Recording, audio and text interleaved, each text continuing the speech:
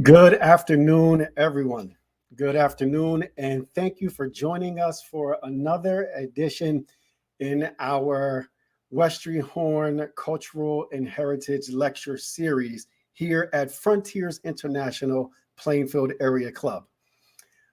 Thank you for joining us today, where our topic of discussion is one that is meaningful for many people, and it really will allow us to explore what it means to raise a Black family in America versus in the Caribbean. So, welcome to our broadcast and a bit about who we are. At the Frontiers International Plainfield Area Club, we are in our 60th year of service. It is our mantra, our belief, and our foundational tenet that we provide advancement through service.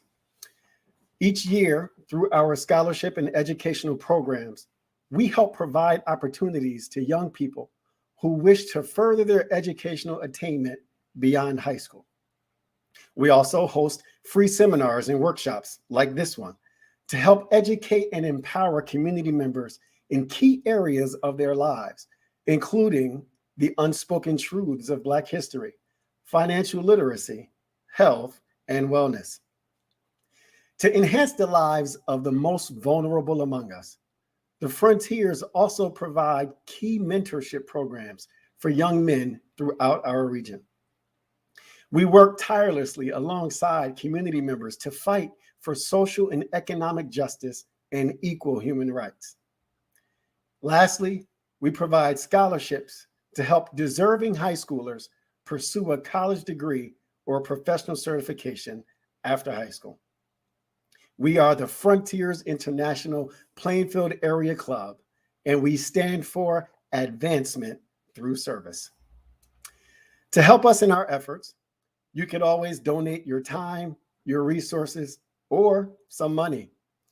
We are a 501c3 organization.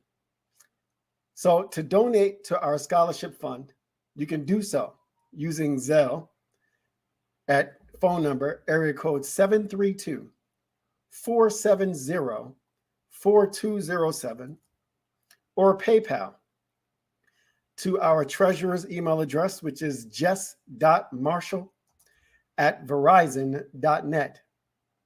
Otherwise, you may mail checks to our P.O. Box made out to Frontiers International Plainfield Area Club, or simply Plainfield Frontiers, at P.O. Box 428, Plainfield, New Jersey, 07061.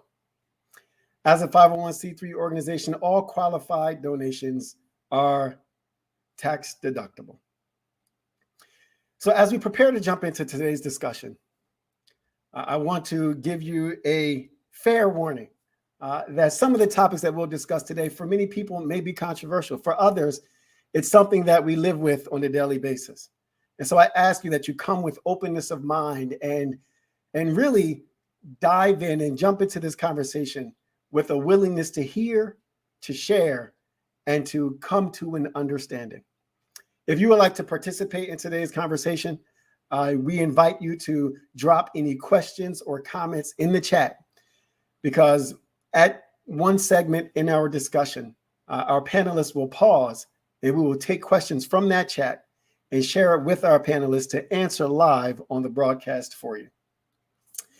So first, as we get started, I'd like to introduce to some and present to others Bill Davis. He is the president and chief executive officer of Baba's Legacy, LLC.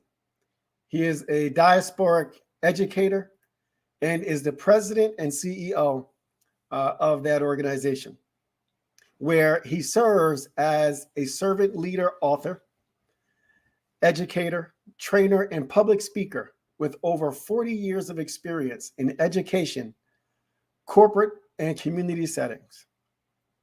In the education arena, Bill has worked at Rutgers University and NYU, among other institutions, where his work has been manifested by assisting schools build inclusive environments for students and staff and the committed alike, such that we might achieve equity.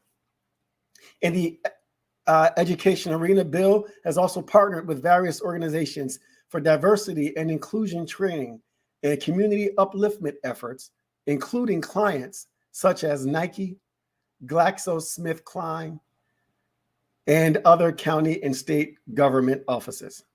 Most importantly, though, Bill is a single father of 4 incredible children. He is profoundly grateful to his children, also known as the crew. They have been the wind beneath his wings. And in addition to that, he's also traveled and participated in missions trips to South Africa, Haiti, Cuba, and other African and Caribbean countries. Bill also recently released a book on the very subject of Baba and the crew who we just described here as his family. And that book is available on Amazon. We'll share the link with you throughout the broadcast to give you an opportunity to buy the book. Bill, welcome to the broadcast. Thank you, Sophia. I appreciate it, brother. It's an honor to be back with the Frontiersmen. I am a fan of the Frontiersmen's work. And at some point during the conversation, it'd be interesting to, before the pandemic started, there was a mentor effort started at Maxon Middle School, which was my alma mater. And whether revisiting that effort, this might be a time to do that. But I certainly am a fan of the work of the Frontiersmen, and I feel honored to share, today's conversation with the Mayor of Plainfield, Mr. Adrian Mapp. And I want to say at the outset, I'm profoundly thankful to Mayor Mapp. He's been incredibly helpful to me. He made a contribution to the book, as well as, and I should say this now when we get into some further conversation, that I'm applying to work in Barbados and applied for a Fulbright. And so Mayor Mapp was very helpful in that process as well. So I'm a huge fan of Mr. Adrian Mapp. All right, very good. Just before we introduce Mr. Mapp, who I'll be introducing very shortly, I do want to give you an opportunity to share with us a bit about your background and or your life and what makes you so profoundly connected to today's topic, raising a Black family. Well, so I was born in Newark. In a very early age, we moved to Plainfield. Our family moved to Plainfield in the 1960s. It was predominantly white. And so it was interesting to, as an adult, to reflect on the fact that I lived through white flight.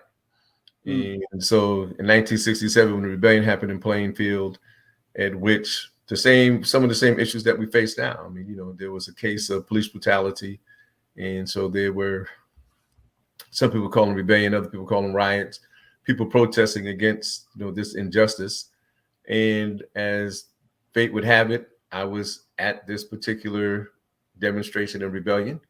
And it really changed the trajectory of my life because of the fact that I became much more aware about issues of social justice and the fact that at some point we all collectively have a role to play in addressing these issues.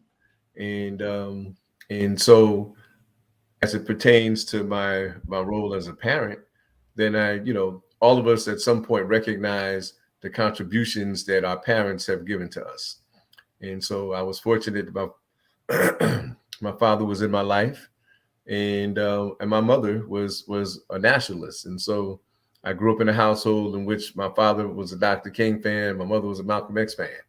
And so learning the dichotomy and the contributions of both of those brothers contributed to me ultimately becoming much more aware culturally and politically, and how ingrained it is to understand those things and how it manifests itself in raising your own family. And so because all of my children have African names, and so I made sure that they could explain their names, who they were named in honor of, and the significance of it. And so I think that there's various manifestations of how the things that we learn from our parents, from the community, how do we incorporate those things into how we live our lives and the way we raise our children. And so Plainfield has been, and I want to say this now, one of the things really helpful to me in understanding the impact that people can have in our lives is the fact that Everett Lattimore, the first African-American mayor in Plainfield, was my track coach when I was in middle school, when I went to Maxon. Wow. And Ronnie Upperman was my track coach when I went to the high school. And unbeknownst to them, being on the track team really kept me pardon the pun, on track. And, it gave me a very positive group of guys to be around. And ultimately, the discipline and the team effort of the track reality has manifested in my life in multiple ways. And so there are times in which they didn't realize how much they were contributing to my life, but they were. And so I think that sometimes we don't recognize the contribution we can make in the lives of others. And so it's in that spirit that as a parent, building a village around our children and our families, that we can also contribute to other people's families and their circumstances, even if it's not something that we intended to do directly.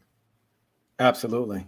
Very well stated. I did not know that about either one of those two individuals. So that is great to hear that those seeds that are sown so early on can manifest in so many powerful ways in the future and impact generations to come. So folks, I want to take this opportunity now as well to introduce to all of you Adrian O. Mapp. Adrian Mapp is the sitting mayor of the Queen City of Plainfield, New Jersey. He is also the director of finance and qualified purchasing agent for the city of Orange Township. In this role, he oversees the smooth running of the purchasing function, the divisions of tax collection, tax assessments, accounting, budgeting, and internal controls, while keeping a close eye on the municipal budget. With a successful career spanning both private and public industry and over 25 years in the finance industry, he is well equipped to handle the various unique challenges of the role.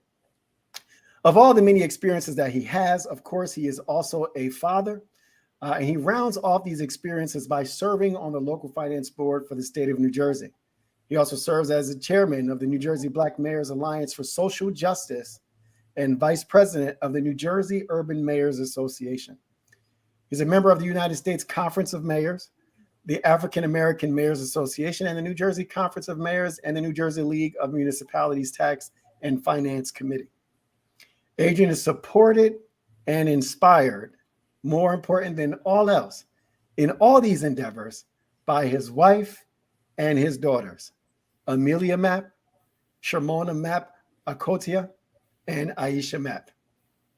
So as we prepare to jump in, folks, ladies and gentlemen, join me as we welcome to the stage as well, Mayor Adrian O. Mapp. Adrian Mapp, welcome, sir. Well, thank you, Safir, for that warm introduction. I appreciate the opportunity to be here to share some of my thoughts with you and to be a part of this conversation, which I believe to be a very important and timely conversation, so that we could learn from each other the differences that exist in our two different cultures, which now bring us all together. So I appreciate the opportunity. Awesome. With that said, Mr. Mapp, I do have a question for you. As it relates to your personal life, take a moment, if you will, and share with us how the personal aspects of your life intersect with today's conversation and causes it to resonate with you, making you an ideal participant in this discussion. Well, thank you for that. First, let me tell you a little bit about my early upbringing as a child of the West Indies, of the Caribbean. I was born into a single family household. I was fathered by my mother and grandmother. I went to school, high school, every day without anything to eat, with just a bottle of sugar water. And I was sort of inspired by my hardworking grandparents and my mom, who instilled values in me that served me so well to this very day. And they instill in me the need to work hard and to be a good human being, serving those who are not able to serve themselves. And, I don't necessarily want to say that I pull myself up by my own bootstrap, because that wouldn't be so. I had so many people in the village, and they helped to nourish me, to raise me, and to put me on the path that has led me here. But education is so critically and vitally important, and it is the vehicle that I have used to transport me along the way to where I am today, providing leadership here in this great city of Plainfield in the United States. And so my background, which is very different from a child born here in the United States, I think that there are differences, but there are similarities. And certainly, as African people living in the diaspora, our experiences, though different at times, are similar in many ways. And so I believe that I can help share some of what makes us unique, those differences. But at the end of the day, I want everyone to know that we are one people, regardless of where we came through this space and time. And so I look forward to having this conversation. Thank you so much for sharing that. It is at this time, ladies and gentlemen, that I'm going to turn this portion of our broadcast over to both Bill and Adrian to further this conversation. Bill will be serving as a moderator for the discussion. And again, I want to remind you that if you have any questions or comments that you would like shared during the broadcast, we will be taking those questions during our Q&A segment. And we will be asking from the listing those live to get answers for you from these esteemed gentlemen. So thank you again for joining us today. I turn this over to you, gentlemen. And Bill, the floor is yours. Adrian, how are you, sir? I am doing wonderful, Brother Bill. It's good to see you. It is really good to see you. And I want to just reiterate what I said, man. I have really appreciated your help with the book, with my effort to go back to Barbados or go to Barbados and hopefully contribute something there. And one of the questions that in thinking about this conversation today is that whether we're in the Caribbean, whether we're in the United States, Africa, I'm just curious what you would say about how white supremacy impact the people of African ancestry in Barbados. And because when I'm thinking about it here, one of the things that I didn't say in the intro was that when our family moved to Plainfield, and my first interaction, my first time I was racially profiled, I was a student at Woodland School. And so me and a friend of mine went over to this little girl's house who happened to be white. Her mom called the cops on us, right? So at an early age, I'm racially profiled in elementary school. I didn't do anything wrong, just being a friend, go over to this girl's house. Mom called the cops on us. And so just curious with, in Barbados, since the prime minister, the teachers, the principals, the police, everybody being of African ancestry or predominantly of African ancestry, what role did white supremacy play from your perspective about how it impacts family, self-esteem, and all those kind of things? Well, certainly, Bill, I can tell you that when you are raised in the Caribbean, the pervasive reinforcement of being a minority is absent. And so white supremacy affects everyone regardless of where you are. And the extent to which it affects one in the West Indies, in the Caribbean, pales in comparison to what happens here in the United States. I want to say to you that, when you're raised seeing Black leaders, Black educators, and a society led by other Black people, it gives you a different frame of reference. And you never feel as though you are a minority. You never feel the pangs of white supremacy as my brothers and sisters feel here in these United States. So this leads to a sense of confidence and awareness of culture and security. And children in the Caribbean, quite frankly, can learn a history that is untainted by the Caucasian values that is so dominant here in this culture in the United States. And in the United States, you have to ensure that your children are aware of the discrimination that is a part of the social structure. And examples of that would be the discriminatory lending practices that unfairly target and penalize minorities. And we know that that has its roots in white supremacy and those who are in control of the wealth of this nation, control of all of the structures that we are living under. and that are so pervasive and affects us in so many different ways.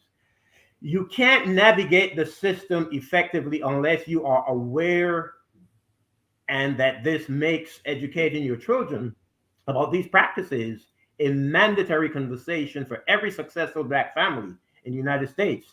Something that you wouldn't worry about in the Caribbean, quite frankly.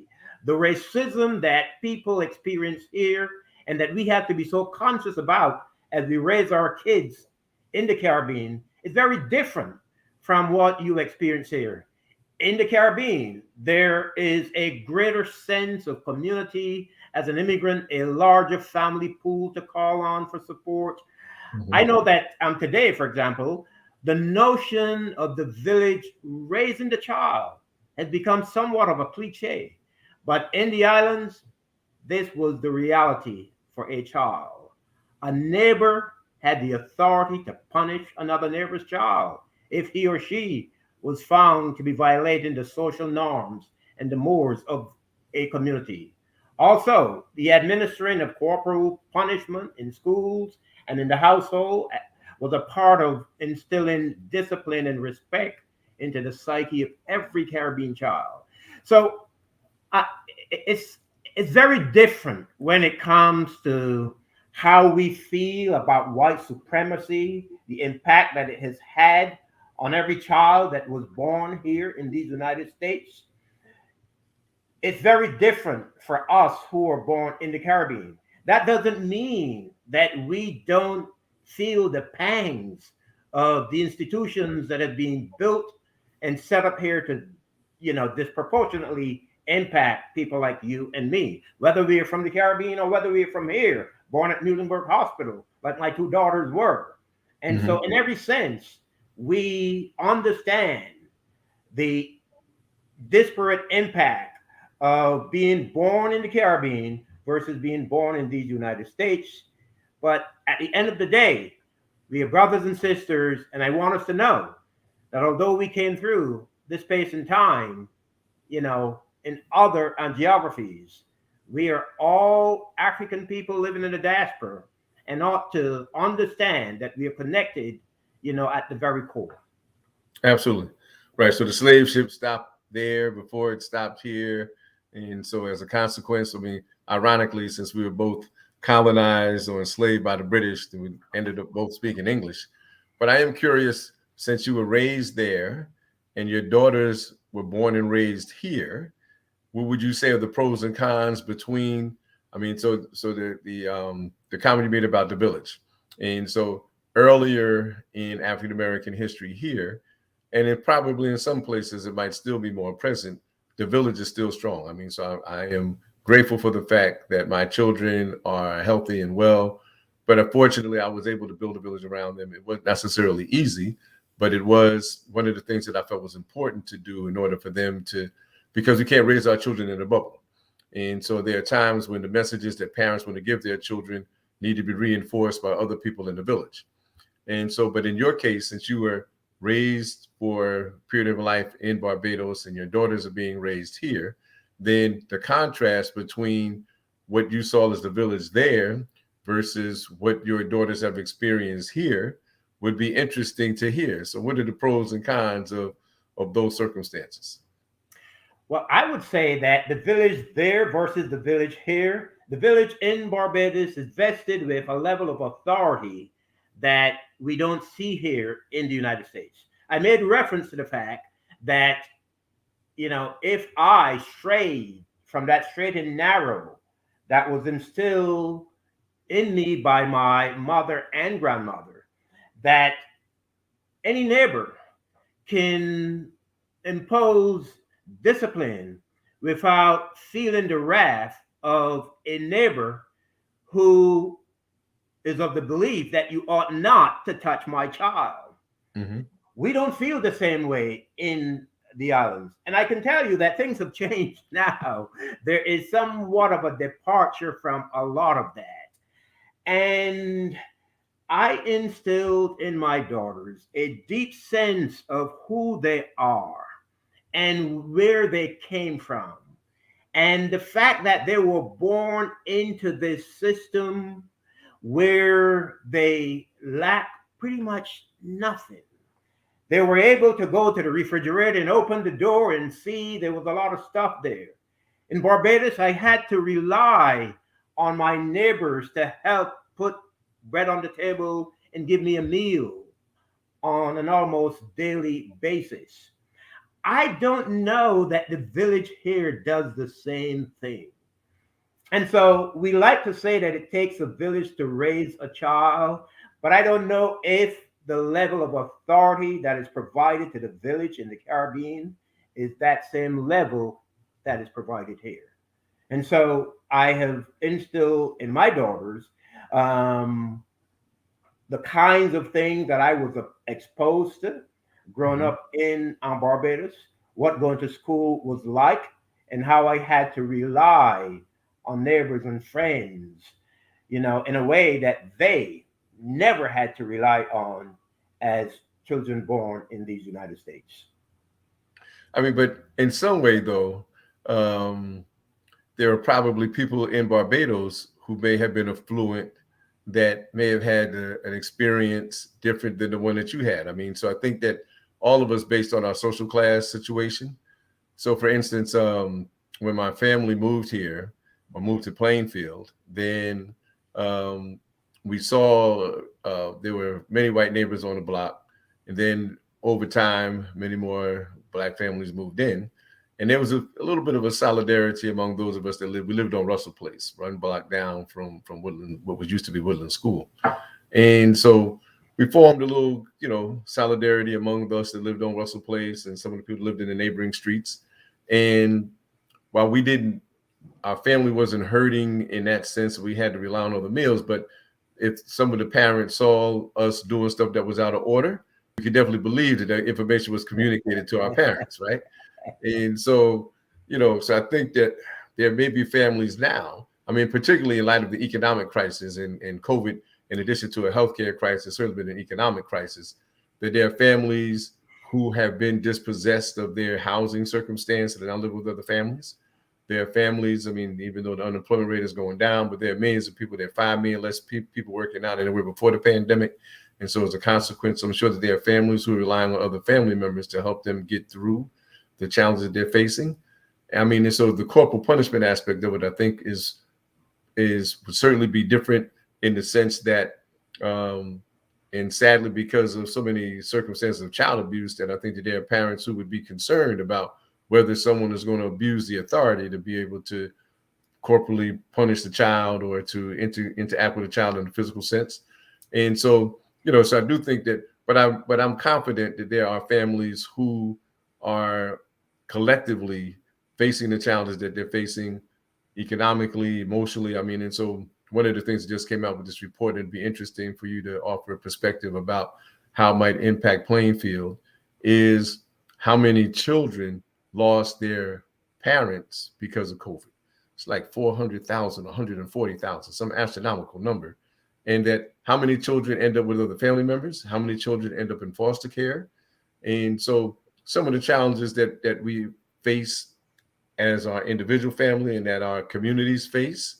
And so I'd be curious to hear, some of the things, how COVID may have impacted Black families in Plainfield, emotionally, economically, and whether of those circumstances where the parents have passed away, have there been circumstances or situations in which the community has stepped up to really make sure that these children are well taken care of?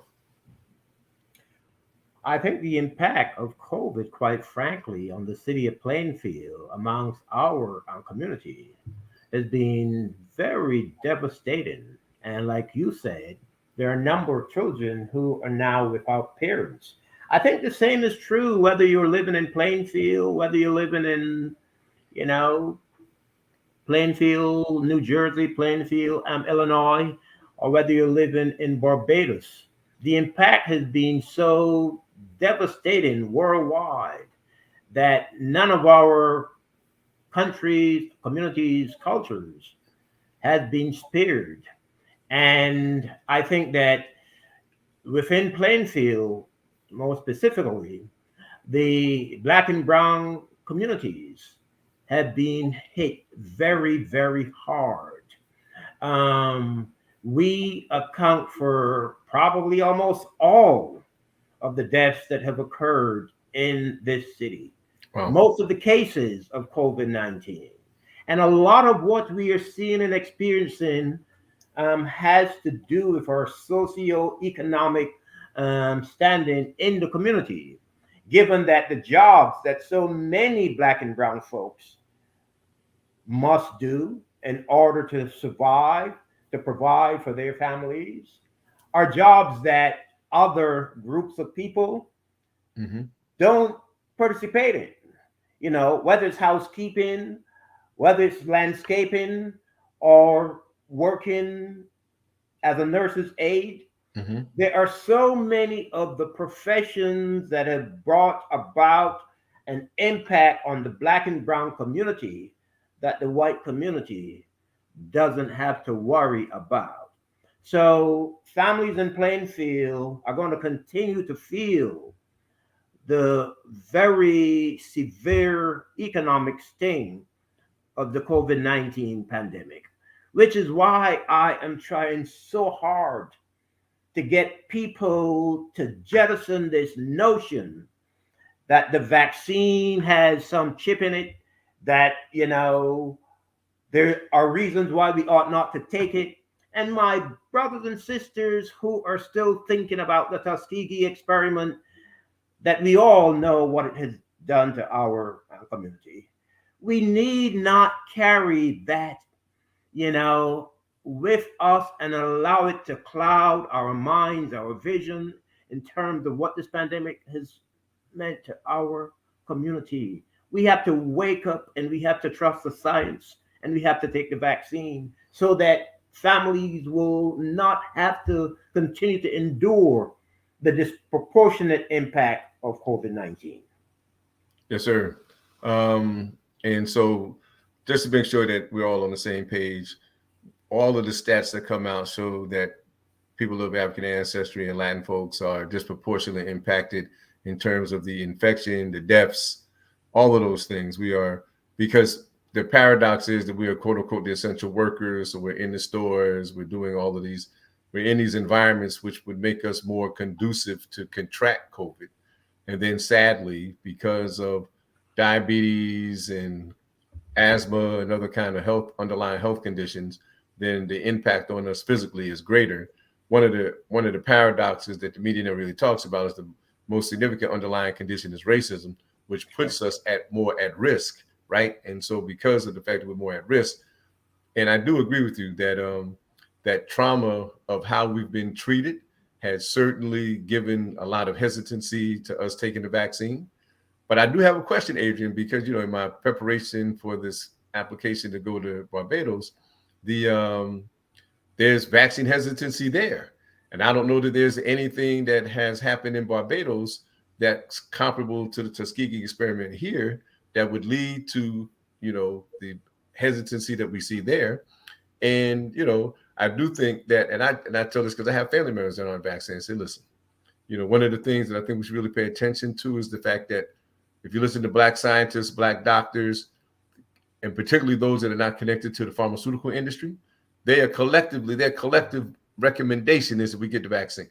Yes. And that people who participated in the trials from Harry and other Black medical schools, making sure that this was done so that we would not have anything comparable to it in the Tuskegee. They didn't give us the medicine, right? So this circumstance, the medicine is available. And so we have, people who, and I understand the suspicion, right? It took me a minute to get to it myself. But then when I recognized the challenge of it's either risk getting COVID or get this shot, right? And so, you know, and just following up, making sure that the shot was okay, then like, bet it's time for me to get this because the consequence of COVID is far greater. And so, but I do think that we need that conversation about how do we help people overcome that hesitancy. And, you know, to some degree, I understand it here, but I'd be curious to hear your perspective about why we see, because, and I know that part of it could be access to vaccines in Barbados, but I think it's around 40% of the population are vaccinated. And so when I was watching one of the reports from the prime minister said that they don't want to go into a lockdown, they're trying to find a way to work their way through it. and, you know, trying to encourage people to continue to get the vaccine, but there's significant hesitancy there. And you are absolutely right about that. So it is not just about the Tuskegee experiment. I think that plays a role in terms of the hesitancy here, and probably even outside of this nation, because we have this global electronic way of communicating.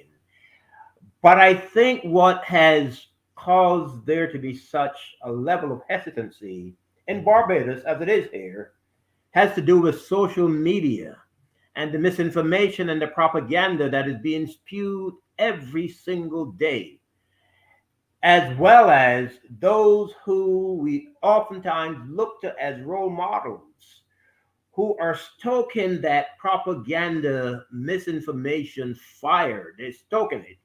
And those who are not willing to look at the science and evaluate it for themselves, they are looking to people like, and I'll just call his name, although he took the vaccine, LeBron James, who took the vaccine himself, but rather than using his platform to try to get his fellow players in the NBA, that 5% that, you know, have chosen not to be vaccinated, instead of using his platform to influence people at every level across this nation to do what's right and to protect themselves and their families and not to be selfish, you know, using this notion that the government should not be telling us what to put in our bodies. Well, the government tells you whether or not to wear a seatbelt, and you do it. So why can't all of us, in the best interest of public health, do what's right? Well, I agree. I mean, and so, and speaking of the Caribbean, we could talk about Nicki Minaj, right? I mean, so talking about people with large platforms. Yes. And so there are people who, for whatever reason, however uninformed their conversation might be, and I agree with your point about LeBron, but I do think that we also can provide leadership by example. And so while he may not have been as vocal as I would appreciate him have been, but if we compare his statement versus Nicki Minaj's statement, or other people who are been on social media making crazy statements, then, you know, while I appreciate, you know, the bringing it out, but Nicki Minaj, I mean, even the Prime Minister of Trinidad had to come and say, listen, that information is completely incorrect. But those people that may not know, Nicki Minaj said that, you know, a wedding was called off because the potential groom's testicles got swole up and this, that, and the other thing. And so she was not sure she wanted to get the vaccine because of this. And so then the Prime Minister of Trinidad came in and said, listen, that information is not accurate. Whole lot of medical professionals jumped in and said, listen, there's no evidence anywhere that this is true, right? I mean, and so the role of social media, and it's also come back to that first question about, you know, the role of white supremacy. I mean, and so when we think about how social media has shaped people's impressions and misinformation, then it's also something that I think we need to really, I don't know if there's a way to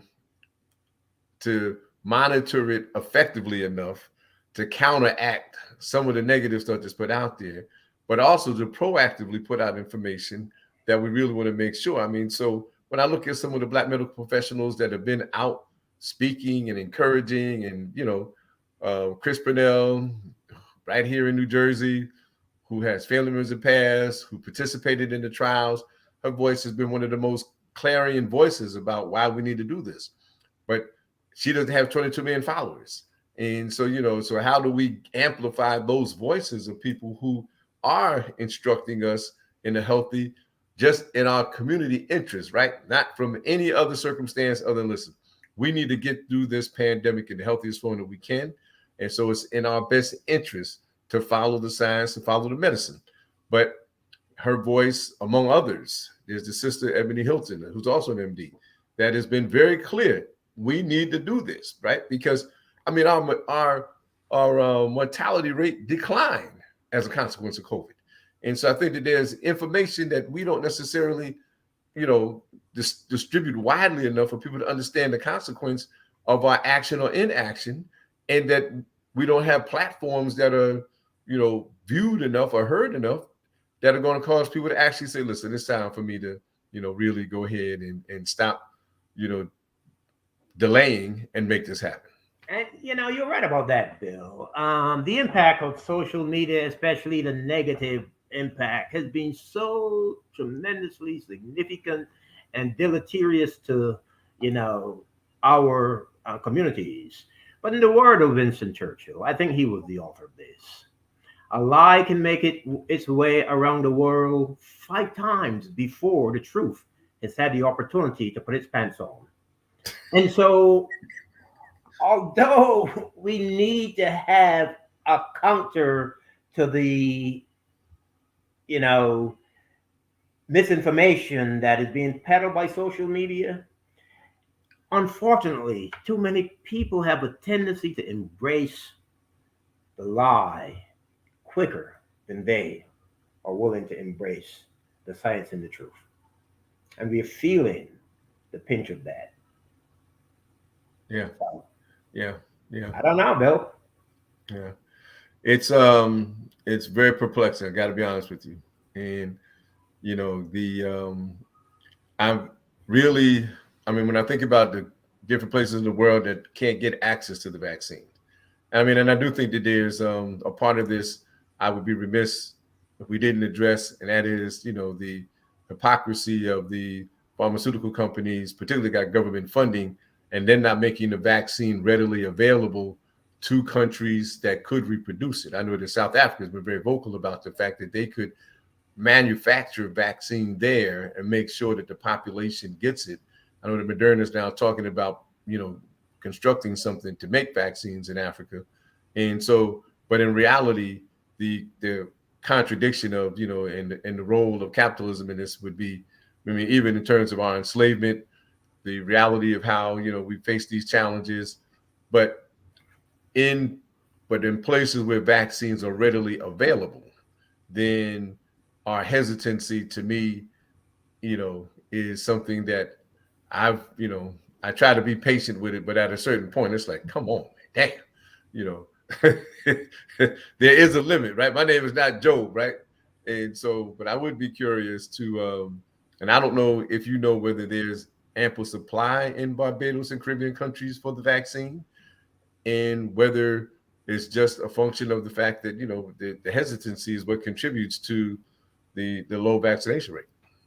I think it's the hesitancy. I have no knowledge of a scarcity of supplies of the vaccine in Barbados that would prevent those who want to be vaccinated from being vaccinated.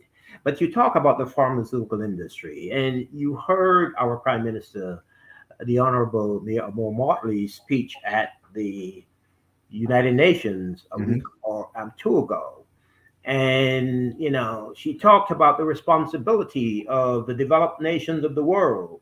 And when we speak of the disparate treatment that we as Black and Brown people receive and the disproportionate impact that this has had on our communities. Yes. When we look at these European nations, and I have to think about this in the way that I will think of reparations, which is so different from how so many of my American brothers and sisters view reparations. But these European nations, especially those 13 that sat at the table in Berlin to carve up Africa into these 50 states and to rob us of our human capital and everything else, and has imposed a level of debt upon these nations that they cannot afford to source the vaccines. So I believe that countries like the United States, and I take this beyond the pharmaceutical industry, but governments in the developed nations of the world have a social responsibility to provide vaccines. The United States can provide vaccines to every nation in the world. And so I think America and these European nations have so deprived Africa of so much, and has put us as a debtor nation to the International Monetary Fund and all of these other financial institutions. we ought to be providing these nations with the vaccines that they need. Africa does not have anywhere close to the vaccines that our people in Africa need.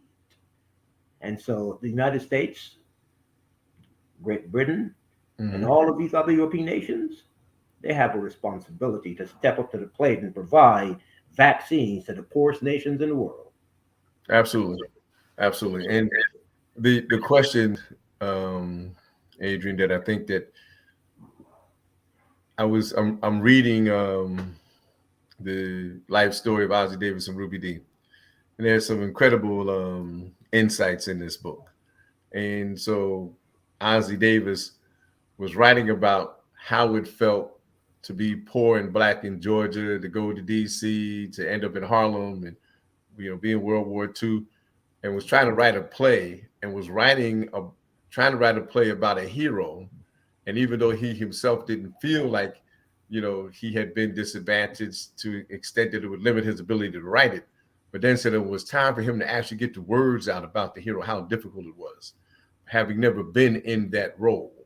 And so when we think about how do African and Caribbean countries put pressure on the United States and the European countries to provide what is needed, and because of the way that we've been colonized, and the way that we've been victimized by their weapons and circumstances, that has precluded us from coming together in the fashion that we need to. Because I agree with you, reparations, and I think that the reparations movement here is increasing. And I do think that more and more people are starting to get beyond this idea that somehow it's a handout. These are resources. And I say this all the time. Well, I think that people could get individual checks, but ultimately I think that we'll be better served as for our healthcare, educational, and other community because we are still living in segregated realities, right? And so we look at Plainfield, Camden, Newark, Patterson, all the different places where people of color live in New Jersey. You can find that in different parts in Atlanta, different places all over the world. In the United States, where we're still living in segregated spaces. So reparations for me would be something to be advantageous for us to think about. How do we better resource to make sure that we have what we need for our children in the school setting? How do we make sure that we have what we need in the healthcare setting, so that the diabetes and asthma and all the rest of the things that negatively impact us, we have some proactive way to address it. And it's a function and a manifestation of slavery.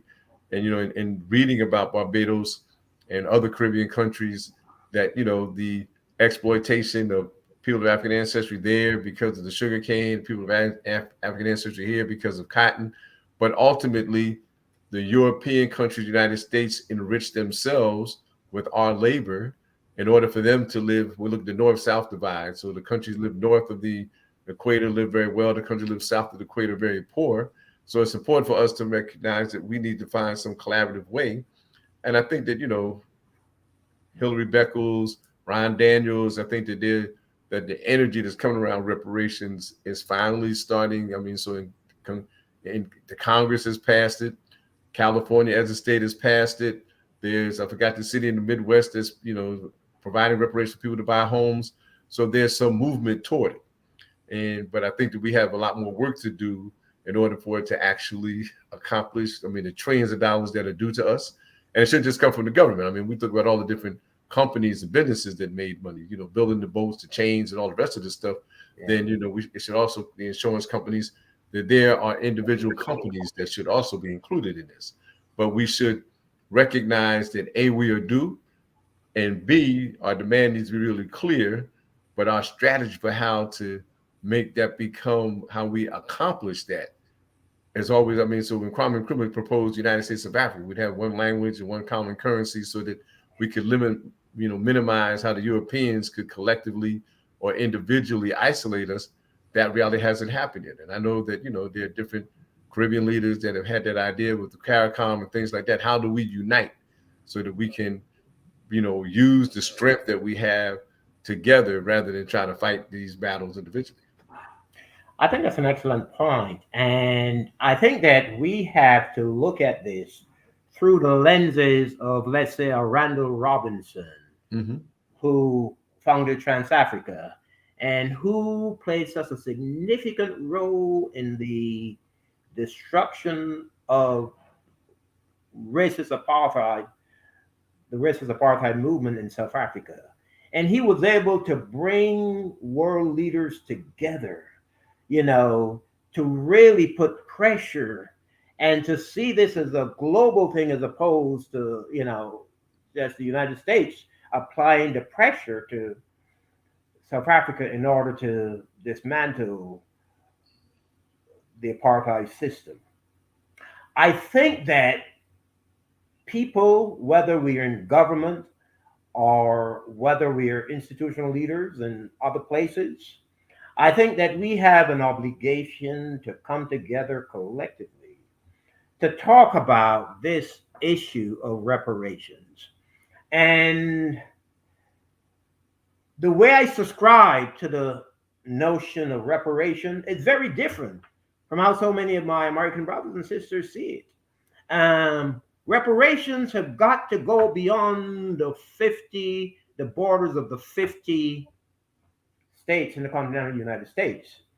Reparations have got to be a global phenomenon that all of us must come together and push to achieve, so that these 13 European nations in the United States will recognize the need for there to be the settlement, the payment of that debt.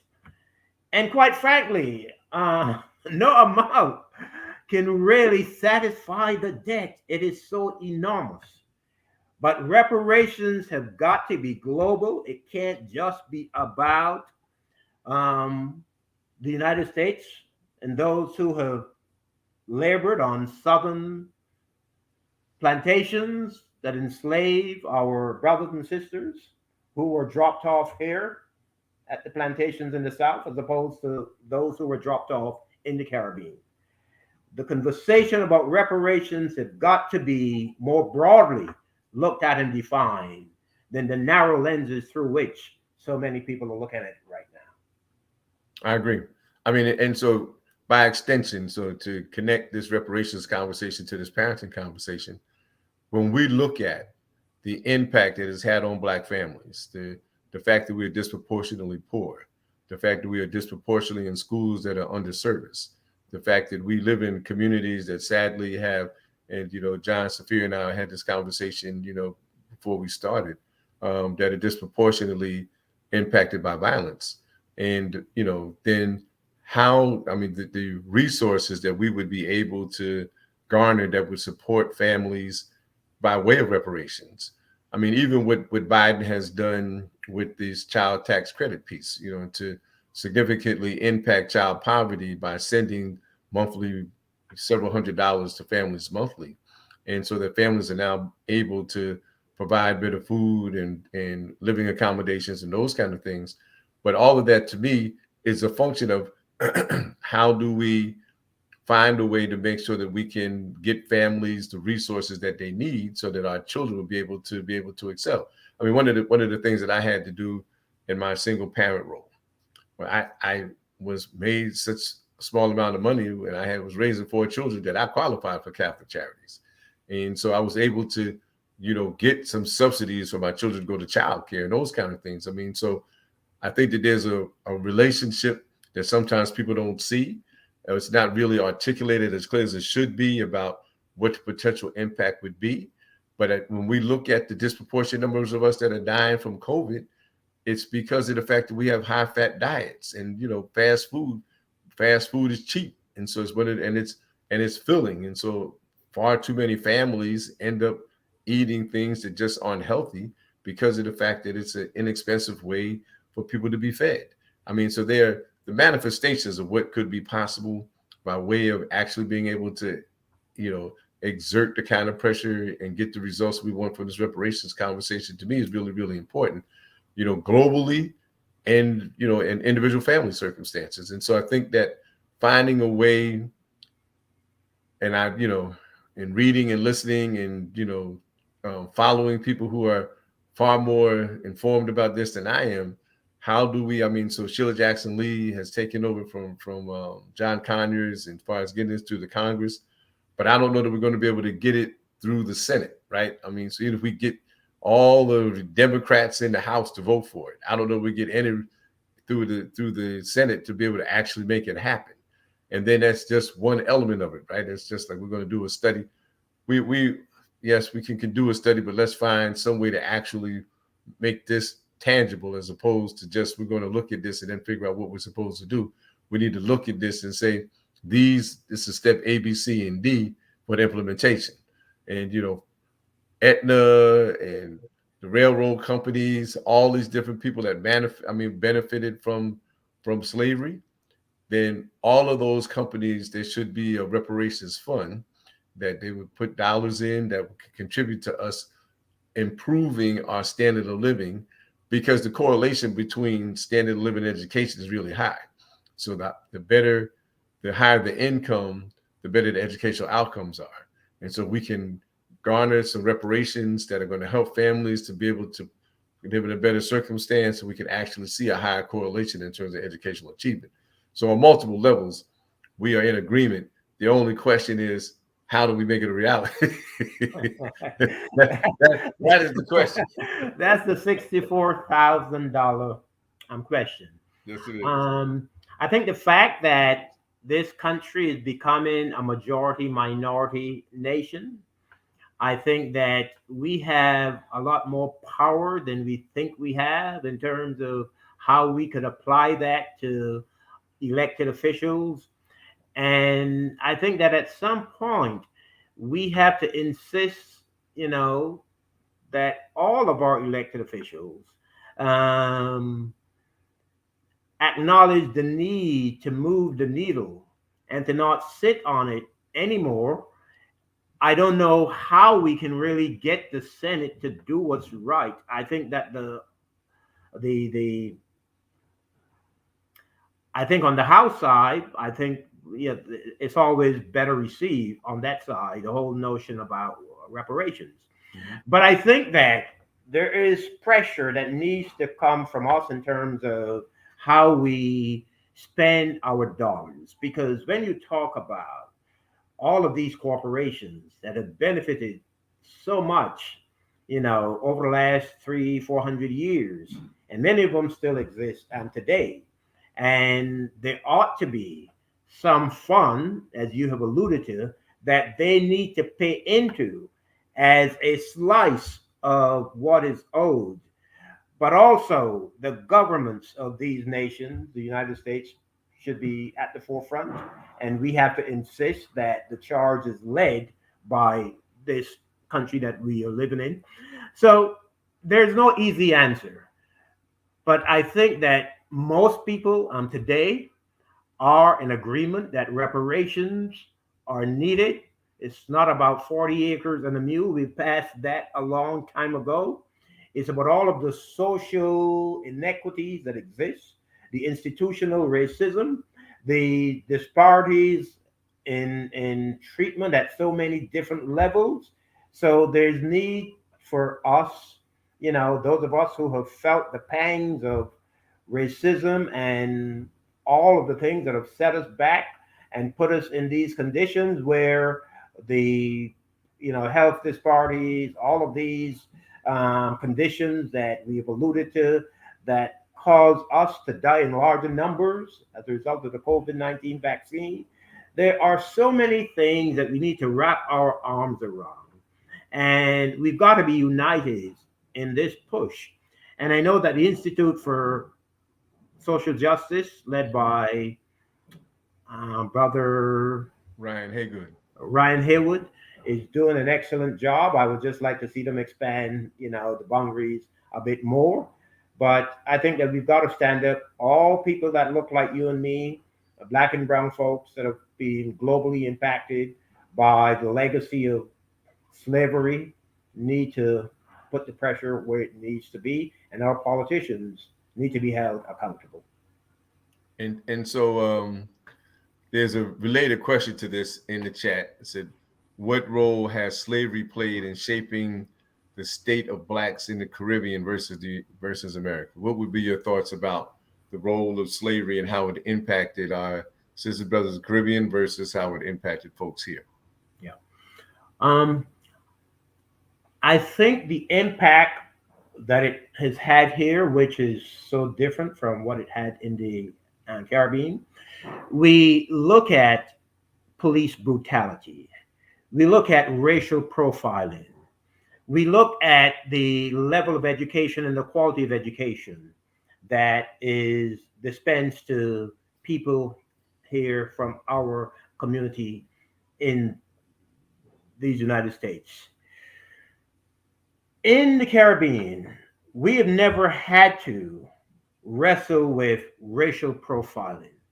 We've never had to, wrestle with um, segregated schools, with not being afforded the high quality and standard of education that should be a God given right.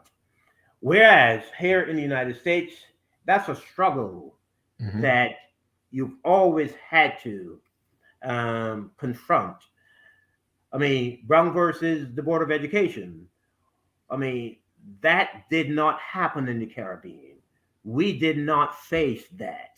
And so we had access to the highest level of education possible, although we still don't have the number of educational institutions in the Caribbean as you have here in the United States.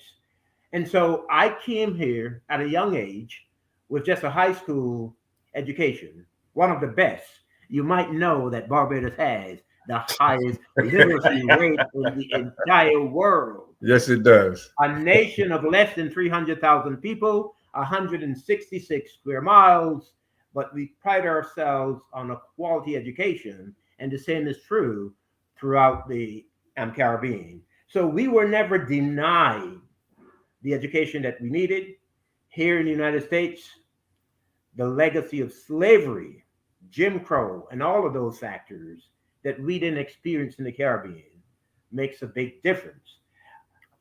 But that doesn't mean, and sometimes I hear from my Black brothers and sisters here, well, you didn't grow up here, so you don't know. Well, I am well read. I understand, and I have an appreciation for, the fact that we didn't have to endure what you've had to endure here. But it doesn't make us uninformed or less, sensitive about the differences that your treatment has caused you versus what ours caused us in the Caribbean. At the end of the day, we all labored under the whip of a slave master who stopped at nothing to impose his or her will upon those that were captured and enslaved in the Americas and in the Caribbean. Absolutely, absolutely, yeah, and that's what I say.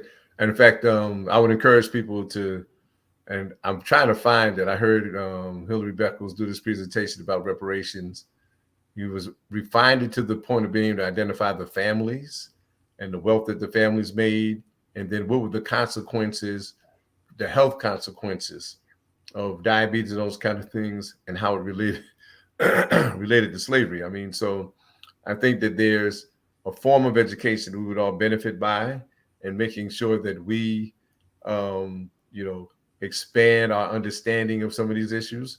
Because if we don't, then I think we're going to continue to be faced with seeing ourselves separate when in fact we're all in the same situation. I mean, and Absolutely. so one of the reasons people migrate here is because of the fact that there's opportunities here. And so, but if we don't recognize those opportunities even when they're present, or if we feel like there are roadblocks that, and there may be, but not saying those roadblocks cannot be overcome, then I think in some way, shape, or form, that the mental slavery that Bob Marley said it best, emancipate yourself from mental slavery. I think that, at some point, the narrative about who we are and the fact that we're not as intelligent, those kind of stuff, those things are one of the manifestations of slavery aside from the physical dimension of it. And I tell people this all the time. I mean, when you look at the length of time, and if we use the 1619 date, which is the British date, but in reality, the Spanish had people enslaved in quote unquote North America in the 1500s. But if you use the 1619 date, right, And then to 1865, when the Civil War was over, then we had 100 years of Jim Crow, takes us to 1965. It was not until after 1965 we were supposed to have full rights of being a citizen in the country. And so we had almost twice as many years in slavery or in Jim Crow, which is just another form of apartheid, than we have, quote unquote, being free. And so I think that our advancement is something that we sometimes don't really appreciate in the manner that we need to, but we've overcome every obstacle and hurdle that's been put in front of us. And we found a way to maintain our humanity as we did it. And so sometimes we underappreciate what we've overcome to make the country that we have, and recognize that we still have more work to do. And so I want to raise a contemporary issue now, because Larry Ham, one of our esteemed brothers, is leading a 67-mile march, 67-mile march to Trenton.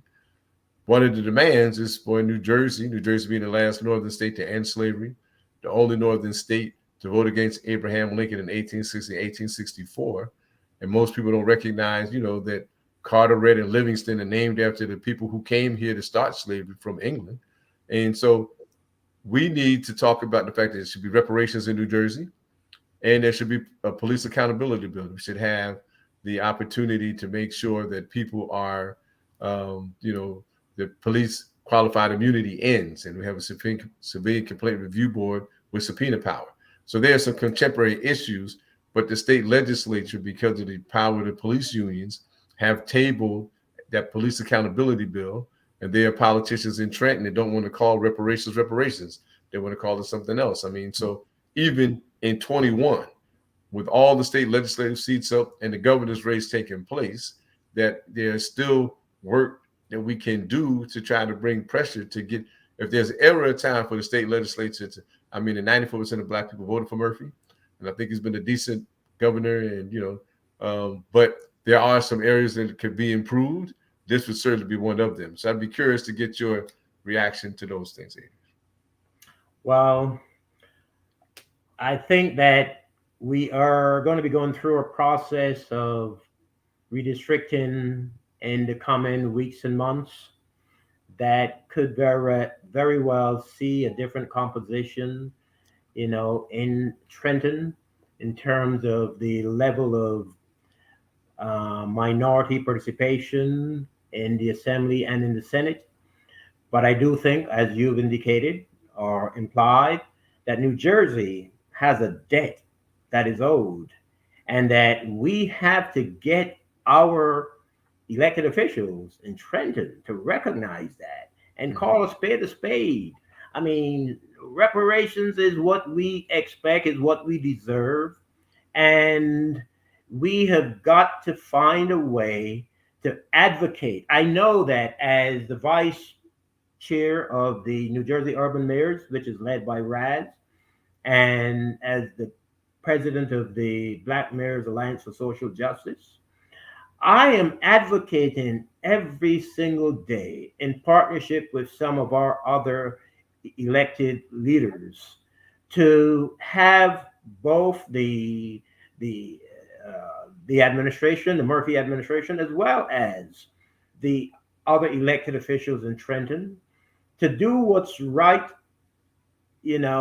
and to not necessarily give in to the powers of the police and fire unions, and to pretty much address some of these contemporary issues that are plaguing our communities, whether it's the injustices that are meted out at the hands of law enforcement, whether it's the lack of the appropriate level of medical care and services, but all of the things that ought to be addressed in any conversation about reparations, the cracks that Ryan Haygood references in the foundation that need to be mended, can only happen if we are able to get the state of New Jersey and its 120 legislators, along with the governor, to acknowledge the need to take steps in order to right the wrong and to provide a level of financial support, a level of restitution to us who have been hurt so badly as a result of the legacy of slavery, and to step forward and do what's right for the people of New Jersey and for the Black and Brown communities that have been impacted and still living on the boot of the impact, the racist legacy of slavery. Absolutely, absolutely. And so I want to shift gears a little bit. And so I want to ask if there were 3 points as a father that you would like to share with those people who are listening and paying attention to this conversation. What would be the 3 points that you would recommend? Because and the reason I'm asking this is because of the fact that, and I think it's also true in Barbados. I'd be curious to hear your perspective on it, that we have African-American families that are largely led by women, and there may be men who are involved, but they may not be there on a consistent basis. So from a custodial perspective, the households are led by women. There's a participation by fathers that doesn't get acknowledged as much as it should be. But if there were 3 gems that you would like to share, and when I was doing my research on Barbados, it seemed as though that pattern is somewhat similar there, that there's a significant percentage of women who are leading households there. And so I'd be curious to hear your response about the gems that you would offer to fathers in particular, and your thought about the reality of households being led disproportionately by women. One is that I would say to all of the men that the kids that we participated in bringing into this world, it didn't happen. The mothers are not the only ones that participated in the process, and that led to our being born. And we didn't ask to be born. And so men have a responsibility that they need to undertake in order to make sure that they are there and that they provide for their offspring. I didn't have the luxury, I would call it the luxury, of having a father in my life to be there for me, to take me to the park, to teach me how to ride a bike, to do all of the things that so many take for granted. So fathers need to shoulder their responsibility. They need to embrace all of their kids, and they need to have that special bond with their daughters in particular. They will teach their sons, but they have to recognize their responsibility as fathers to their daughters, but fathers to all of their children. So take that responsibility seriously and don't leave it to others. I would also say that the government has a responsibility to not divide families, not push fathers out of the household in order for the women who are doing the human's task of raising, families, in order for them to be able to put bread on the table and provide more for their kids, with some level of support from the government. So we must not allow fathers to remove themselves from the home because of the economic impositions of certain rules that create that condition. I would also say that we as fathers have a responsibility to be socially conscious and to help our kids to understand who they are and to recognize that they didn't come to this place alone by themselves, and that life for them did not necessarily begin where their births occurred, but that they have a broader and more global role to play. When, as I was raising our 2 daughters, I would have them go in front of the mirror every single day and say, I'm a beautiful African girl. I love myself and my people too. I can do anything that I want to do. So help to instill a sense of culture and awareness into all of our children, and to let them know that life did not just begin at the place of their birth, but that it goes way thousands of years before, and that our ancestral home ought to be, at the core of who we are and who we will become. So teach our kids their history and their culture, and to let them know that there are more than just an American or Bajan or whatever else. Educate our kids. I don't know if I answered the question, Bill. You did. You didn't address the part about the disproportionate amount of female households. Yeah. That is a sad reality, and quite frankly, I don't think it's any different in Barbados than it is here, but maybe for different reasons. A large part of why it's the case here is because men just don't want to undertake their responsibility. They think that the pleasure that they have derived from, impregnating a woman, that's where the responsibility, begins and ends. And so, because of our lack of awareness and ability to embrace our responsibility, we have a large number of homes that are single family homes where mothers being left to raise kids on their own. And so I am a victim of that as well. And I spoke about that being raised by my mother and grandmother. So the same exists in the Caribbean as we have here, and maybe for different reasons. And so I wish I had a way to, provide a solution to that. I would just like men to be more consciously aware of their responsibility, and that the woman should not be left to shoulder the responsibility of family by herself, and that we have a role to play in making sure that families are held together. Because if you can have two-parent household, it will provide a more rounded individual. And I am fortunate that I was able to rise above all of that in spite of the odds. But there can be so many more successful outcomes if we had more dual parent households. What's interesting about that, Adrian, is the fact that the nuclear family model really emanates from Europeans. And so the mother, the father, and the children, that's the nuclear family model that emanates from Europeans. And so, because in many African cultures, there are matriarchal led families, right? So the women are the leaders of the household. And then there's, polygamy in various cultures, even among Muslims, people can have up to 4 wives. But I think that the question, and to your point about how, I don't know if it's a legacy of slavery, that, since we were not allowed to legally marry and all those kind of things, that's one of the functions of it.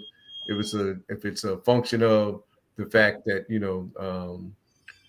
the negative reaction between the man and the woman about, the relationship that happened, and then the father chooses not to participate, and so ultimately the child suffers because of that.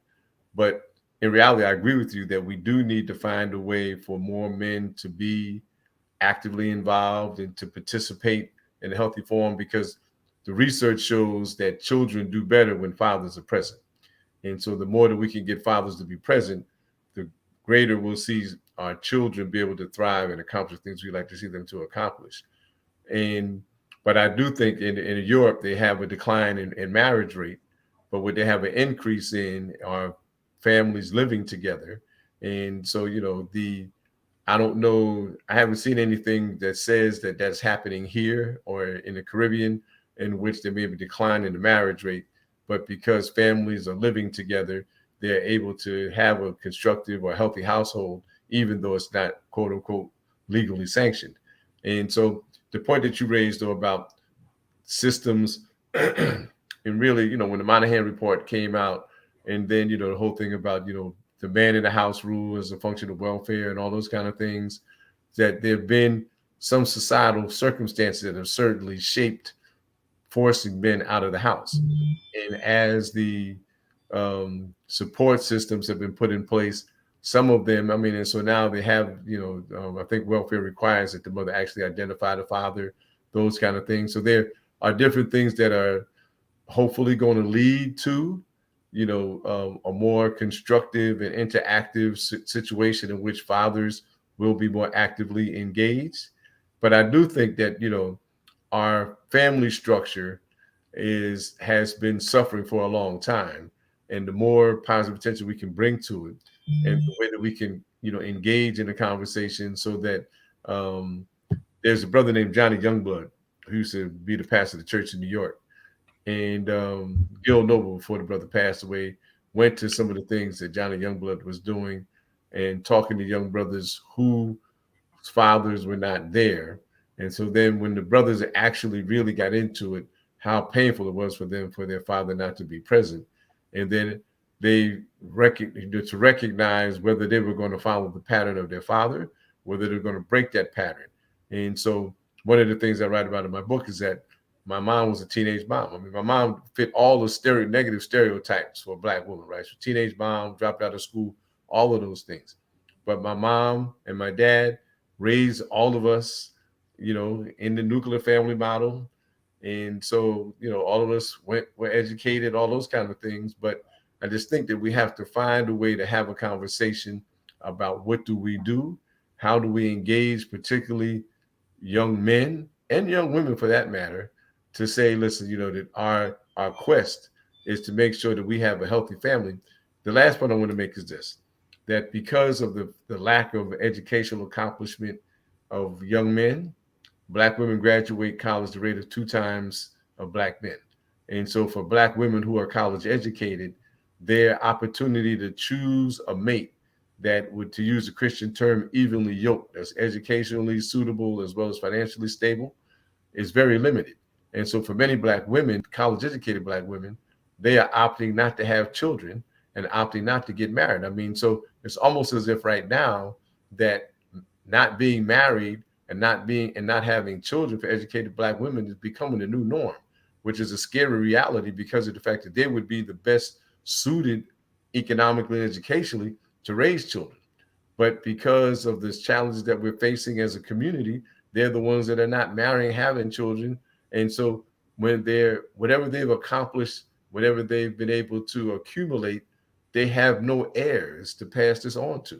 And so there's some really important elements of this issue that I don't know that we have enough forums to actually be able to communicate it well enough and be able to take some steps to try to correct it. But I don't know, from a social policy perspective or from, another kind of aspect, we actually be able to figure out some steps we might be able to make in order for that to change. Now, you made mention of the fact that we have more educated Black women than we have Black men. Mm-hmm. And I don't think we have the same issue with that in the Caribbean as we have here. And I think one of the reasons for that is because education at, the post-secondary level still continues to be free in terms of going on to college. And the hardships that are experienced here by families, I think is partly responsible, not to mention some of the social things that derail Black men here in this country from going on to gaining a post-secondary education. But I think that cost is a factor.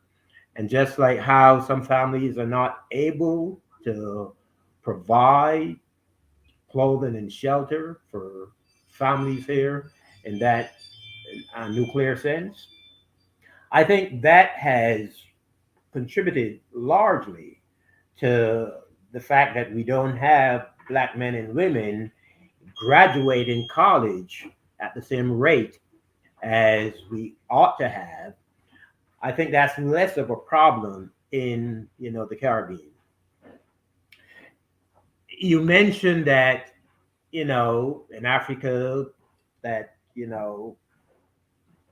we are sort of a matriarchal family structure with the woman being in the household, raising the family, but the men are still there. Mm-hmm. They're the hunter gatherers who are providing for those women who are running those households.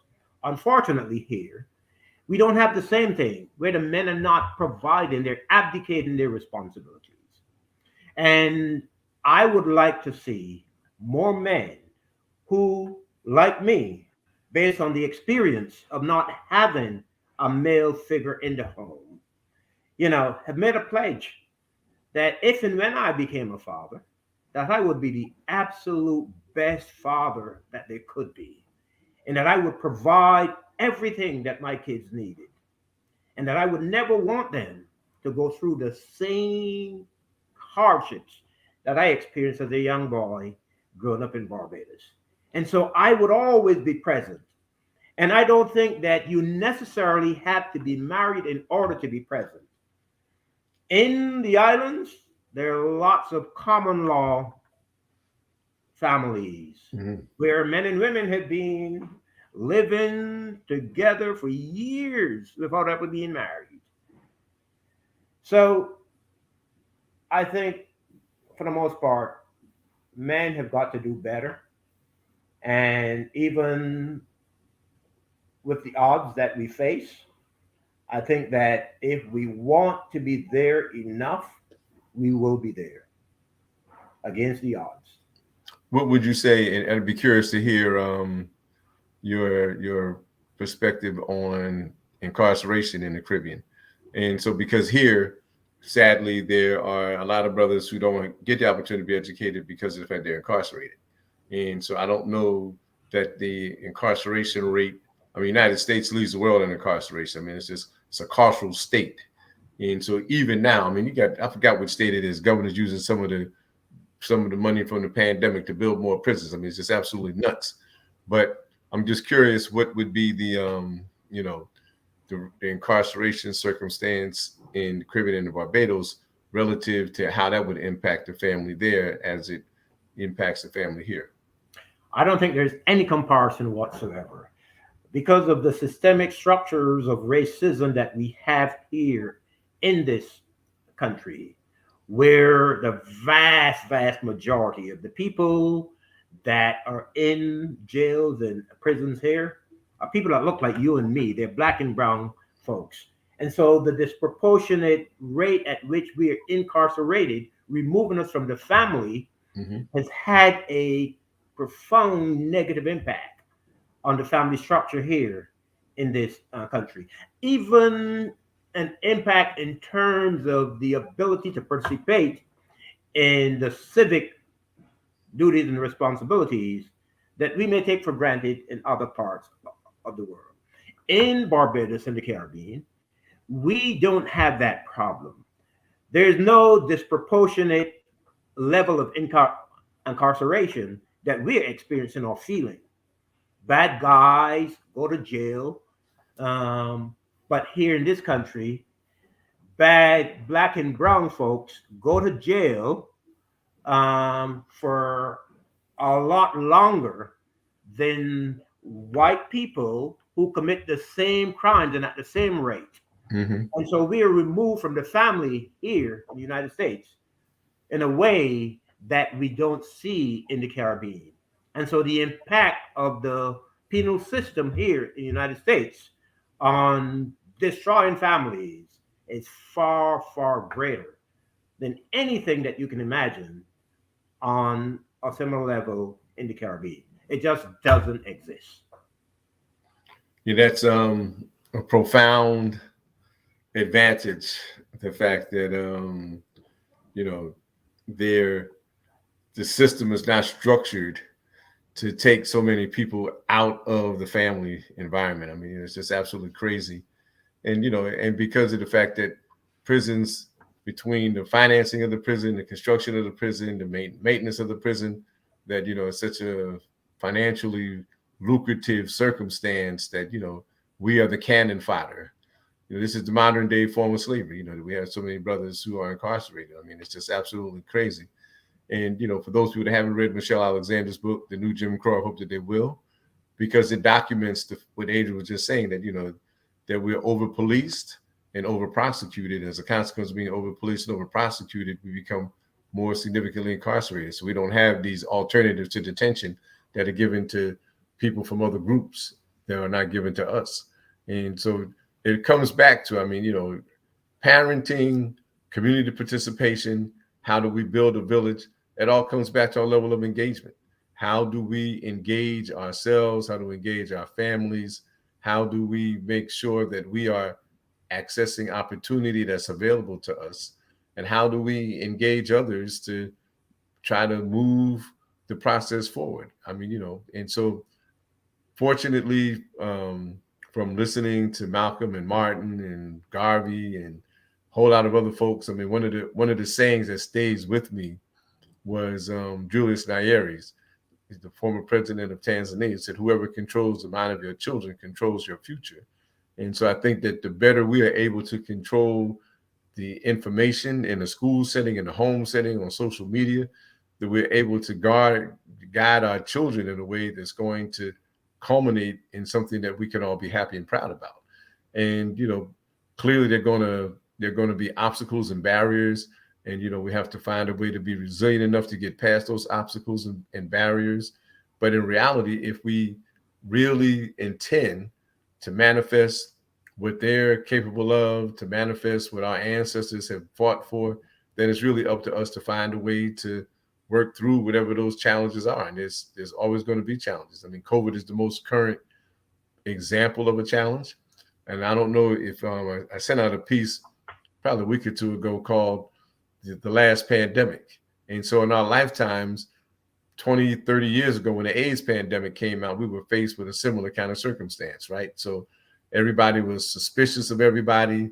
They mislabeled Haitians as having disproportionate amount of AIDS.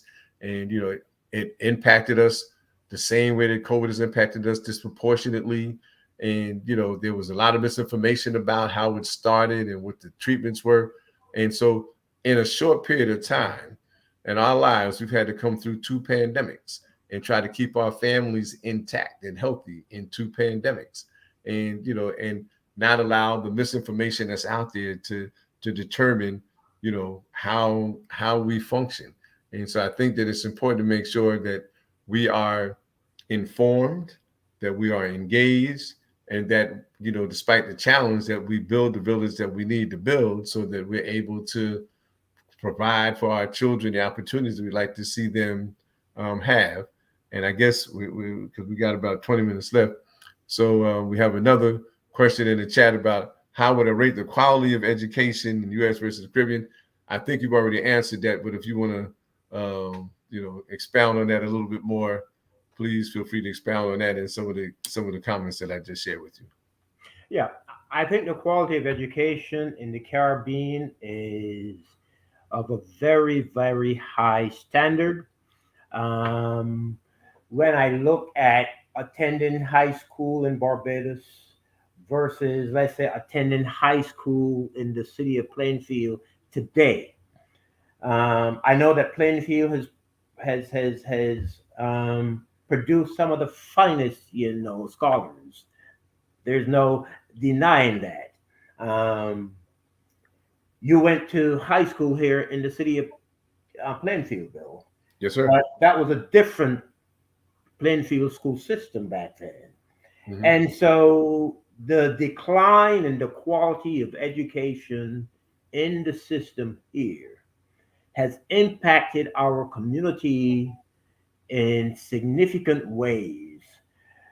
In Barbados and in the Caribbean, there is a level of consistency in the quality of education where there isn't a drastic decline year over year. No one can point to say that education in Barbados was at a much higher level in the 1960s than there are now. There's that level of consistency. But I think because of institutional racism and because of the denial of resources to the classrooms and the lack of leadership, oftentimes on the part of those who are entrusted with policy making that control the school system, I think that has caused education, and I'll use Plainfield because that's where I am, to suffer in ways that you don't see it occurring in the Caribbean. There's a level of consistency that is retained when it comes to elementary and secondary education in the Caribbean. Just one follow up on that, Adrian, and it would be interesting whether because I do think that it would be interesting to look at the level, the income level now versus the income level in the 1960s. I think Plainfield was probably a more affluent community in the 1960s and 70s than it is now, and so my position would be that yes, there may have been some decline, but I also think that there's been some economic challenges, and so the families who are sending their children to school, and particularly, I don't want anybody to misperceive what I'm about to say, but I think that as we have families that have migrated in, and the quality of their education from whatever countries that they came from and that have been, particularly high, so that then as a consequence, the parents' ability to be able to make sure that their children receive what they should receive has also been impacted by it. So in middle class communities where parents are better educated, understand what their children are supposed to receive, they're going to be engaged to make sure that the schools are providing that. But in communities where people are disproportionately poor, that may not necessarily be clear about what it is that their children are supposed to receive, those parents' ability to be able to advocate for it is very different. And the child's preparation to go to school. So all studies show that children that come from poor families have a significant word gap than children come from middle class and affluent families. It can be 5,000 to 10,000 word difference in terms of what the children know. So those factors to me are a significant, variable in why we might see the quality of education for, Plainfield and Patterson and communities that are disproportionately poor, as opposed to the fact that, in the communities that are middle class and more affluent, that we see, their educational outcomes be more, in line with what we may desire, because of the fact that their families and communities are stable enough economically and to make sure that their children are getting the quality that they need. And then the other point I would raise is this, that one of the things that I think is also a challenge for us is the fact that we're faced with the social media, providing instant gratification. And so delayed gratification, education is delayed gratification, right? So you got to learn this, and at some point in the future, you get to use it to do this, that, and the other thing. But in reality, when you got instant gratification, you can instantly become a rapper or instantly be known. You might have been rapping for a period of time, but now you all of a sudden blow up, or you're an athlete, you can instantly, get a whole lot of followers. And so we come back to the Nicki Minaj example. You have 22 million followers. I have no idea what her educational background is. But, if we think about it, I don't know how many educators have 22 million followers. Have that kind of platform. It's a different world. The society is supposedly values education, but we celebrate artists and athletes.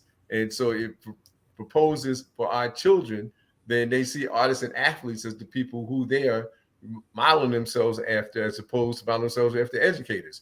And so it makes our task far more of a challenge because of the fact that, listen, I'm not trying to get a $50,000 a year job. I could be a basketball player and get $50 million right? And so, so I think that the barriers to keeping our children on task, has become significantly more difficult than they've been in the past.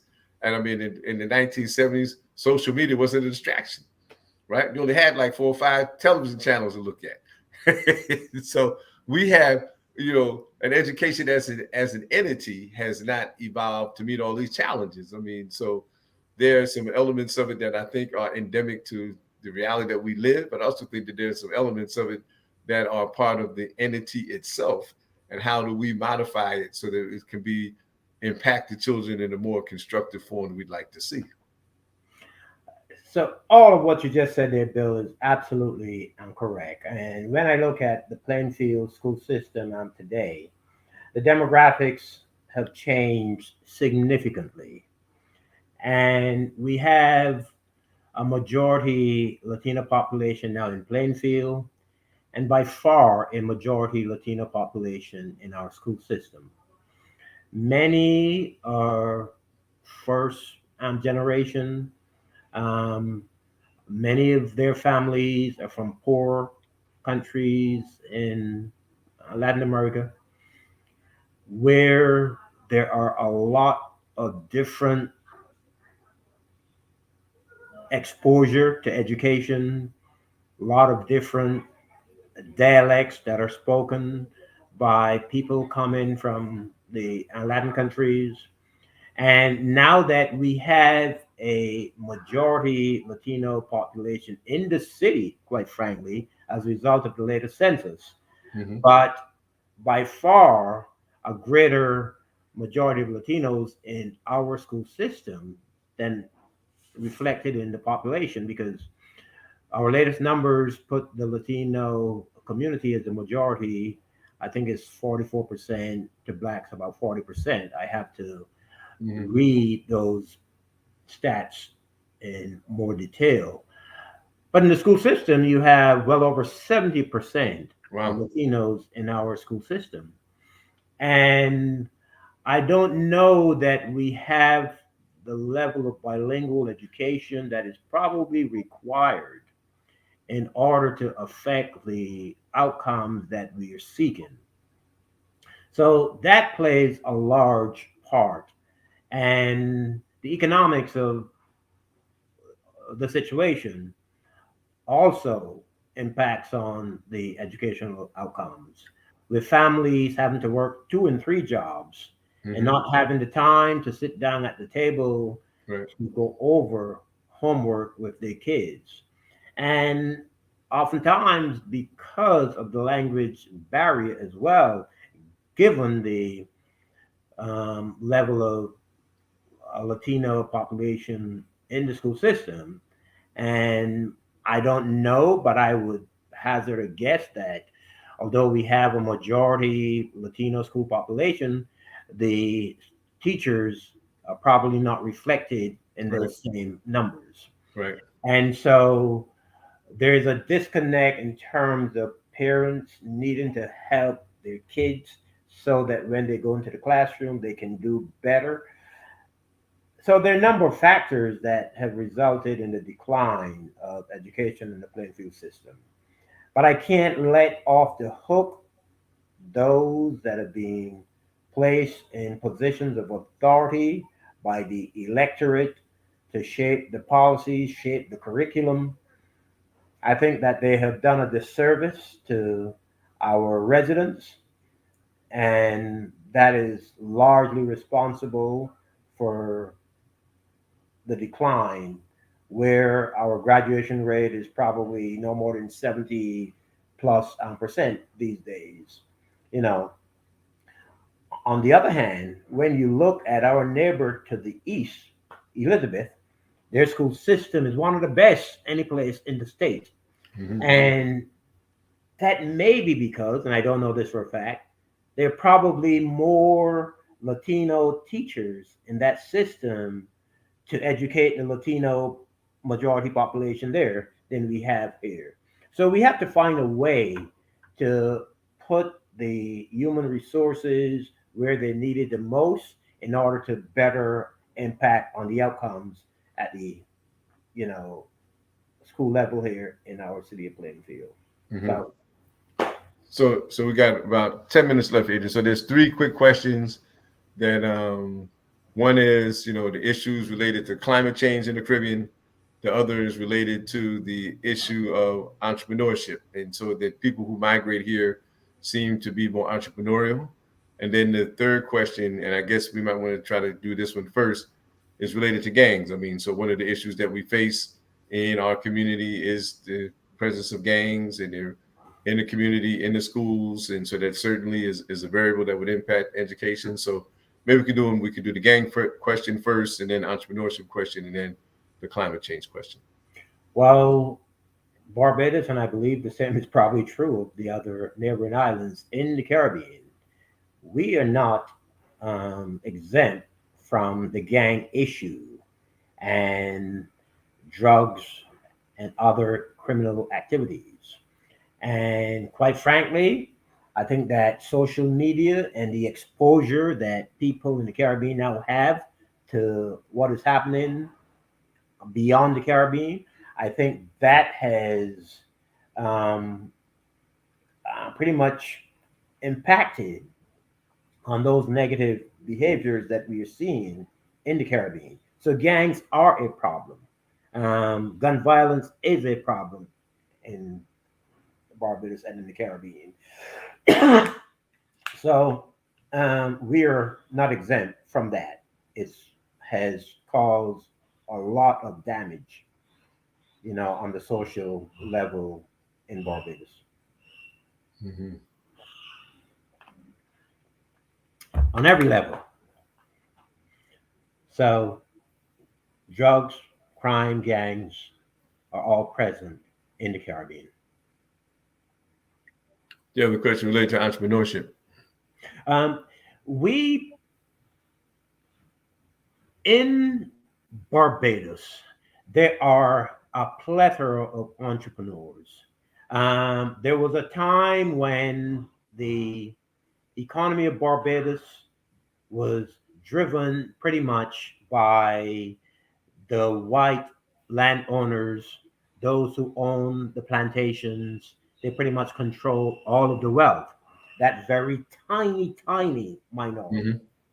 But that has changed over the last probably 100 years or so, but certainly over the last 40 to 50 years, where people like you and me are the entrepreneurs. They're the ones that own a majority of the businesses, and they are investing, and they pretty much are in control of the economy.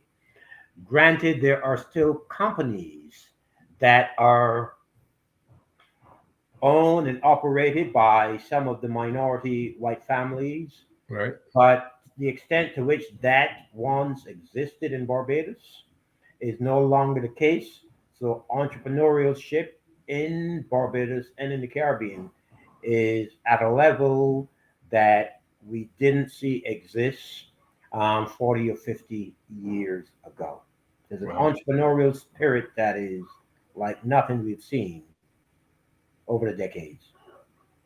And so, as a follow to that question, and some of the things I was reading, I know that they were, described as the planter class. Those would be the people that own the plantations and that kind of thing. And then, so are there corporations there, similar to Amazon and Microsoft, that have monopolies over different things on the island, not just in Barbados, but throughout the Caribbean, that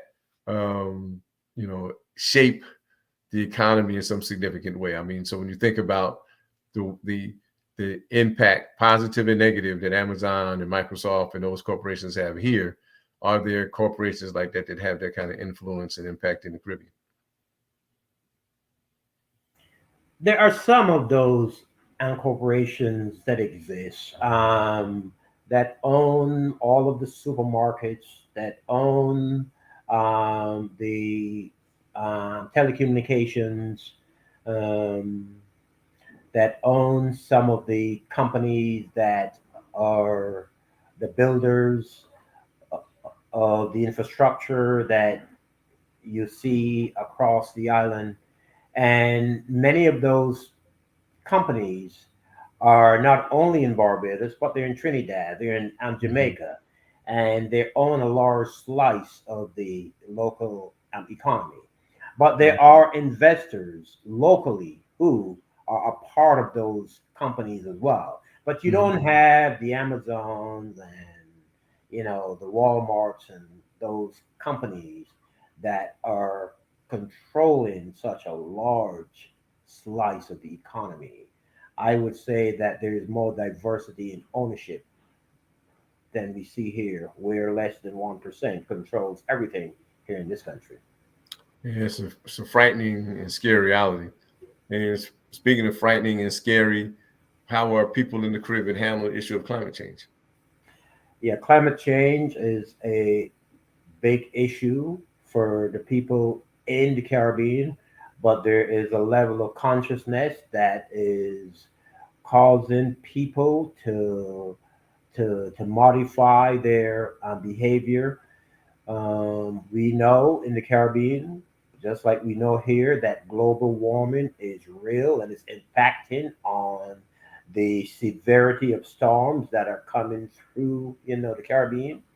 And the season seems to be starting earlier than we knew it to be over the last several years. There's a rhyme that we have in as kids growing up in the Caribbean in school. We were taught in terms of the hurricane season: June too soon, July stand by, August you must, September remember, October is all over. But the season begins now even earlier than June. Wow. And so the impact of climate change is significant.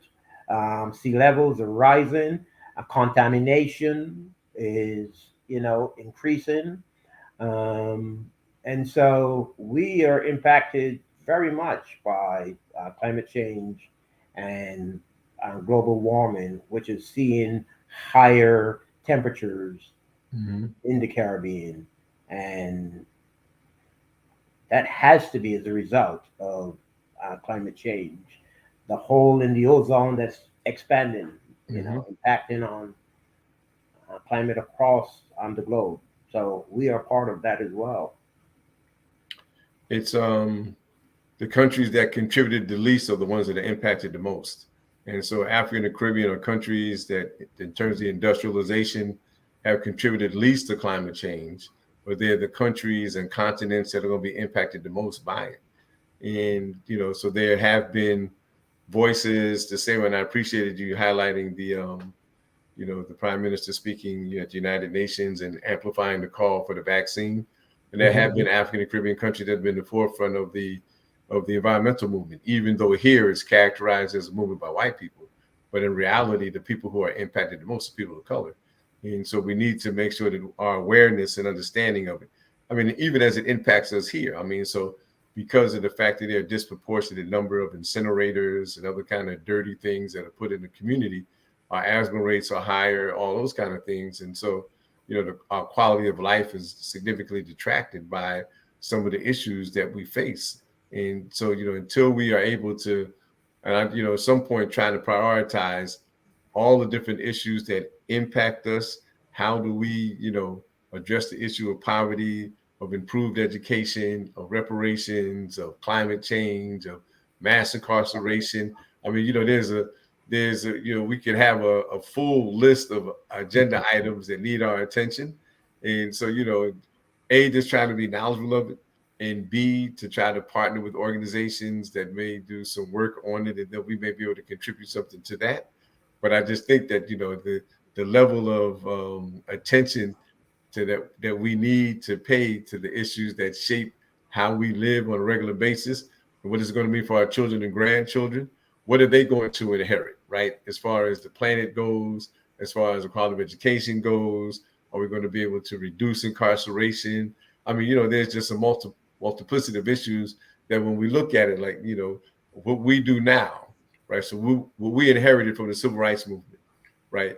What are we handing off when we pass the baton to the generation behind us? Are we going to be able to say to them, and we can say yes, that Barack Obama got elected, Kamala Harris got elected, and that we made some moves, as far as suppose hopefully the Build Back Better thing will get through, and we can continue to reduce childhood poverty, those kind of things.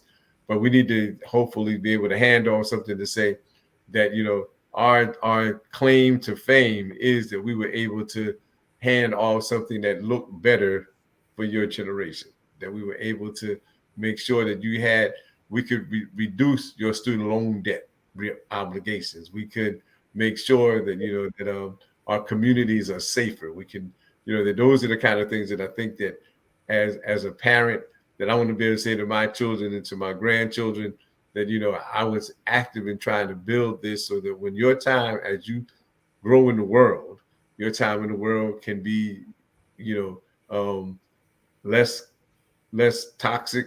Your time in the world can be safer. Your time in the world you can have opportunities that we didn't think about at the time that we were your age. And so I think that that's just our collective task as a village, And so between you as the mayor, the frontiersmen, those of us who are involved in the community, I think that that's the conversation we have to have. What is it that we're going to pass on to the generation and our grandchildren? Bill, you have brought it full circle. You have summarized everything that we've talked about here very well. We all have a responsibility to leave this place better than we found it. And so we don't want our children and grandchildren to live in a world that is anything less than this world in which we live today. So we have that responsibility as we pass the torch to leave this place better than we found it, and to make sure that we provide opportunities for our offspring that we didn't have, that will allow them to provide even more and better opportunities for the kids that will come behind them. So, thank you. Our host, Brother Sophia, is back. Said he came back to claim the throne. Gentlemen, I definitely want to take this opportunity to thank both of you for sharing your insights and your experiences with all of our listeners. I think it's of the utmost value and importance that we as men in our communities, leaders, take the opportunities afforded us and use them for empowering others, which is the only way that we can impact any real change. All of the challenges, all the topics that were discussed throughout today's discussion, they all have this resonating theme in that there are challenges that beset us. There are circumstances that in many cases are not of our own doing, but still impact us. But one of the messages that I always echo, and I think that the two of you would agree, that our lives are modeled in such a way that we live by this same rule. And that is, while it may not have been my fault, it is still my fight. And therefore, we have to take up the mantle and continue to impact change in a meaningful way and drive results through the lives of our young people, both generationally and socially. So thank you again to both of you, Bill Davis, Adrian O'Map. I certainly am grateful for not only your participation in today's broadcast, but for all of the work that you continue to do in both your roles in a way to drive real positive change in our communities. Ladies and gentlemen, I want to encourage all of you again to continue to follow us, follow our Facebook page. We are also on YouTube so that you can stay in the know about all of the initiatives that we have forthcoming, as well as to stay in the know about how you can help us through our mentorship programs or any other partnerships and initiatives that we have underway, so that we too can make sure that we uphold that mantle, driving advancement through service. Again, we are a 501c3 organization. For those of you who would like to donate to our scholarship fund, you can do so using Zelle at area code 732-470-4207, or PayPal at the email address just.marshall@verizon.net, or simply mail checks to our P.O. Box 428 in the Queen City of Plainfield, New Jersey, 07061. If you are interested in purchasing Bill Davis's latest book, it is entitled Baba and the Crew. You can find it on Amazon, also in the link that has been provided in the chat. You can always find this broadcast again, as it will remain on our page. Come back and check the replay. Share it with your family and or friends, and let them know that together we certainly can impact change in a real way. Frontiers International Plainfield Advancement Through Service. Thank you again for joining us today. I am your host, Safir Jenkins, and I bid you adieu. Have yourselves a wonderful weekend, ladies and gentlemen. Be well.